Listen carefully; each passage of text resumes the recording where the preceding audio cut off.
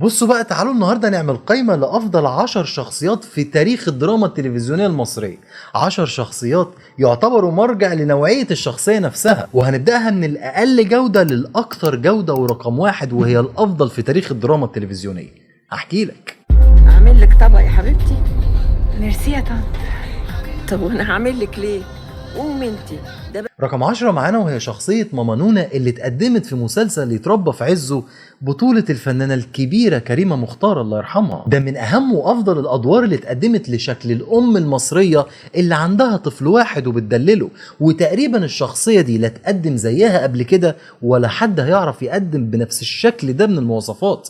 ولكن هتفضل شخصية ماما نونا اللي قدمتها الفنانة الكبيرة كريمة مختار مرجع لأي حد عايز يقدم شكل شبيه للشخصية دي. له اوضته ويقول لي يا ماما روحي يا ماما قولي له يجي يقعد معانا هنا في المعادي، يبقى بقى ده. فبالتالي من وجهة نظري هي رقم 10 في هذه القائمة. نروح للي بعده. الشخصية رقم 9 وهو حافظ نجيب اللي كان في مسلسل فارس بلا جواد بطولة الفنان الكبير محمد صبحي. شخصية حافظ نجيب من الشخصيات النادرة جدا في الدراما التلفزيونية.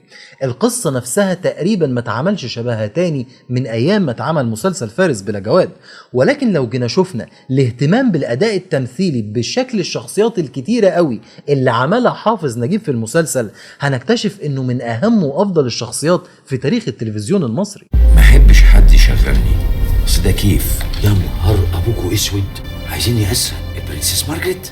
رقم 8 معانا وهي شخصية وهبي السوالمي اللي واحد من أهم الأسامي في تاريخ الدراما التلفزيونية المصرية كلها، وهو الفنان الكبير يوسف شعبان في مسلسل الضوء الشارد. شخصية وهبي السوالمي هي الشخصية الشريرة اللي من نوع خاص جدا، نوع خاص بالأداء التمثيلي التابع ليوسف شعبان، وفي نفس الوقت بالقصة اللي كانت معقدة جدا في كتابتها. فتكتشف إن كل ما بتتفرج على المسلسل بتلاقي تبريرات كتيرة جدا لوهبي السوالمي دي ممكن تبررها لنفسك للشر اللي جاي بيقدمه لك. اما الكبارات يتحدثوا تقعد زيك زي الحيطة دي سوا، امال ايه صحي. الشخصية رقم 7 معانا واستكمالا للشر وهي شخصية بدرة اللي قامت بيها الفنانة الكبيرة سوسن بدر في مسلسل الرحايا. من وجهة نظري ان دي اقوى شخصية شريرة اتقدمت من فنانة في تاريخ التلفزيون المصري.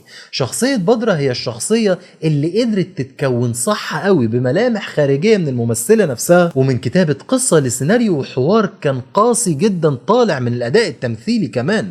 فبالتالي الفنانة سوسن بدر عملت شخصية من اصعب الشخصيات اللي اتقدمت في تاريخ الدراما المصرية. ولا انت ابو مين؟ عندك حد غير بنتك زهرة؟ ها؟ ولا انت ايه؟ رقم 6 ولازم نذكره في هذه القائمة وهو رأفت الهجان بطولة الفنان الكبير الراحل محمود عبد العزيز. رأفت الهجان كان يعتبر طفرة في عالم المسلسلات المصرية بوجه عام، ده غير كمان انه يعتبر هو انجح مسلسل للجاسوسية في مصر تقريبا. ويمكن اقول لك ان بسبب اتقان محمود عبد العزيز للدور ده بالذات تلاقي ان اي حد بيحاول يقدم حاجة عن الجاسوسية بيرجع خياله لرأفت الهجان واداء محمود عبد العزيز، ويمكن كمان تلاقي واخد منه شوية كمان. فين؟ ايه رأيك في دعوة توجيلك؟ رقم 5 في قائمة أفضل 10 شخصيات في تاريخ التلفزيون المصري هتروح لفاطمة ثعلبة ومسلسل الوتد والفنانة الكبيرة هدى سلطان. فاطمة ثعلبة يا صديقي لو بنات اليومين دول سمعوا عنها هيبطلوا يقولوا كلمة إن هم سترونج اندبندنت وومن ديت، عشان فاطمة ثعلبة كانت أقوى شخصية لست تقريبا ظهرت في الشاشات. الفنانة الكبيرة هدى سلطان الله يرحمها قدمت شخصية قوية بكل المعاني، حتى كمان بنبرة صوتها اللي كانت بتتغير ما بين حنية الأم وما بين شدة الست اللي تعتبر هي عمود البيت. فتلاقي إن شخصية فاطمة ثعلبة من أهم وأقوى الشخصيات في تاريخ التلفزيون المصري. يا صباح الخير يا صباح الهاني، يعني مش بعادة يا درويش، الفجر يدن وانت لابت في حضنه. الشخصية رقم 4 وهي رائعة نور الشريف وهي شخصية عمر بن عبد العزيز خامس الخلفاء الراشدين. اتقان نور الشريف للدور باللسان العربي الفصيح كان يعتبر من اكثر الاشياء المبهرة في الدور ده من وجهة نظري، لان في فنانين كتير برغم نجاحهم الساحق الا انهم ما يقدروش يتكلموا باللغة العربية دي مع التعبير بالوش والاداء التمثيلي، على رأسهم الفنان الكبير عادل امام اللي عمره ما مثل حاجة باللغة العربية لاني اعتقد انه لا يتقن اللغة دي اصلا. وخلي بالكوا اتقان اللغة العربية الفصحى في العموم حاجة وقدام الكاميرا وتمثيل شخصية دي حاجة تانية خالص. فبالتالي شخصية عمر بن عبد العزيز هتكون من أهم الشخصيات في تاريخ التلفزيون المصري بالنسبة لي. إن وجهتي حيث وجهني أمير المؤمنين عاملا على مصر. أهو الذي وجهك؟ الشخصية رقم 3 وهتكون هي شخصية أبو العلا البشري اللي قدمها الفنان الكبير محمود مرسي. شخصية أبو العلا البشري هي الشخصية المثالية الأكثر اكتمالا للتلفزيون المصري. شخصية أبو العلا البشري هي الشخصية الأكثر نموذجية أكتر كمان من شخصية ونيس، لأن شخصية أبو العلا البشري اتكتبت بحرص شديد قوي. ده غير كمان إن الأداء الرائع من الفنان محمود مرسي جعل الشخصية دي أيقونة للتلفزيون المصري كله. على جلسة عتاب لكن قوية جدا، لكن مش وقت دلوقتي، بعدين لما عمي أنا كنت عاوزك. رقم 2 معانا وهي الشخصية الأكثر إتقانا لدور البخيل في تاريخ التلفزيون المصري إن لم يكن في تاريخ التمثيل عامة، وهي شخصية عوض اللي كانت في البخيل وأنا بطولة فريد شوقي. الفنان الكبير الراحل فريد شوقي عمل دور البخيل كأن محدش عملها قبله. شخصية البخيل اللي قدمها الفنان الكبير فريد شوقي شخصية متقدمة بإتقان شديد قوي، وكأنه جمع كل ذكرياته عن الناس البخلة اللي قابلهم في حياته ودمجهم في شخصية واحدة.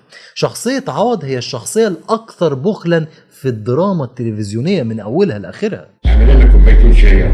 طب هات يا اخويا مفتاح السكر والشاي. كوبايتين كده على القد. حاضر. الشخصية رقم 1 بالنسبة لي واللي هتكون أفضل شخصية في تاريخ التلفزيون المصري هتكون شخصية تم إنتاجها سنة 2012، وهي الخواجة عبد القادر بطولة يحيى الفخراني. الخواجة عبد القادر شخصية ما حدش يعرف يعملها غير الدكتور يحيى الفخراني، من أصعب الشخصيات وأكثر الشخصيات إتقانا في تاريخ التلفزيون المصري بالنسبة لي. ده غير كمان إني ممكن أقول إنها الأكثر إتقانا في تاريخ التلفزيون العربي كله. تمثيل شخصية الخواجة عبد القادر تعتبر بالنسبة لي هي المعنى الحرفي لمعنى كلمة تمثيل، وكأنك لو عايز تفهم يعني إيه تمثيل روح اتفرج على الخواجة عبد القادر. روح عند حاج عبد الظاهر، روح ياكل عنده، انت يعمل كل حاجة انت عاوز، بس انت مالك دعوة بعبد القادر. الإحساس اللي قدر يوصل له الفنان الكبير يحيى الفخراني مع الشخصية دي بجد كان عبقري. كان عبقري لدرجة انك هتعيش تفاصيل الشخصية من ايام ما كانت في انجلترا لحد ما جت مصر ولحد ما عشقت كمان. فانا بالنسبة لي شخصية الخواجة عبد القادر هي الاكثر اتقانا في تاريخ الدراما التلفزيونية كلها. المهم انتوا تقولوا لي رأيكم في القايمة اللي اتكلمنا عنها، ويا ترى في شخصيات تانية كانت المفروض تدخل القايمة وشخصيات تخرج؟ ولو ليك يا صديقي قايمة خاصة بيك انت قول لي عليها في التعليقات. مستني رأيكم في التعليقات. اشوفكم الفيديو الجاي. انت يشتغل ولاد بتاعي انت ياكل، انت ما يشتغل ولاد بتاعي انت يموت من الجوع، يتفوا عليك. فهمتي ولا ما فهمتي؟